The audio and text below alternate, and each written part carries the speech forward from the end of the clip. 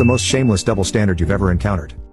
1. This happened about 10 years ago. My wife and I were having a disagreement, and she suggested that we ask her best friend to mediate. I agreed. Before we started, we made one rule: I would describe the situation first, and my wife wouldn't interrupt until her friend had given her opinion. After that, my wife could respond. So, I explained the reason for our disagreement to her friend. We had visited my wife's hometown, and on the day we were leaving, I was upset, so I stayed in the car and refused to join the family for lunch. My brother-in-law and father-in-law both came out to invite me in, but I stayed in the car. After they finished eating, I left with my wife without saying goodbye to her parents. Naturally, my wife was angry, and that's why we were having an argument. As I spoke, my wife tried to jump in several times, but I gave her a look to stop her. Her friend listened carefully, then looked at me and said, "Well, it's definitely your fault. No matter how upset you are, family members are innocent bystanders. You have to consider their feelings. They invited you in, and you still stayed angry. That's so embarrassing for them. You didn't even say goodbye when you left. That's just too much. It's not even about respect anymore. You've forgotten basic manners." After saying this, she gave me a disdainful look and then turned to my wife. My wife looked